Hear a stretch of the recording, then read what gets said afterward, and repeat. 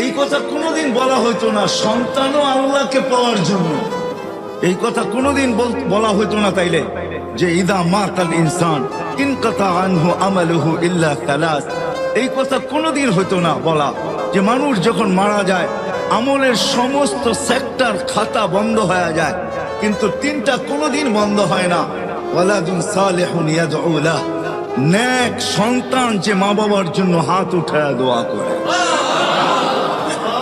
আল্লাহ বলে হাত উঠাইতে দেরি, ফালা হিজাবা বাইনি ওয়া বাইনা, এর মাঝে আমার মাঝে কোনো পর্দাই থাকে না, সবগুলাকে আমি ডিলিট করে দিই, সব পর্দাকে আমি সরায় দিই।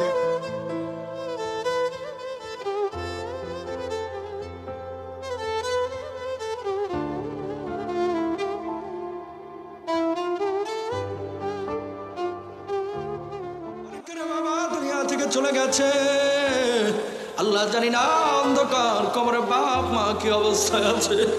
কত রাত চলে গেল মাকে দেখি না, কত রাত চলে গেল বাবাকে দেখি না। আল্লাহ আপনি আমাদের মৃত বাপ মার জীবনের ভুল ত্রুটি ক্ষমা করে বাপ মার কবরগুলোকে জান্নাতের বাগিচা বানায় দেন।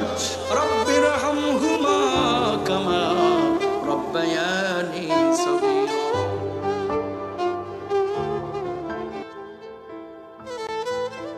রসুল বলছেন, সন্তান যদি বাবার কবরে একবার ফাতিহা পড়ে, মার কবরে একবার ফাতিহা পড়ে, সন্তানের ওই পড়ার কারণে 40 দিন পর্যন্ত কবর আযাব মাফ করে দেয়।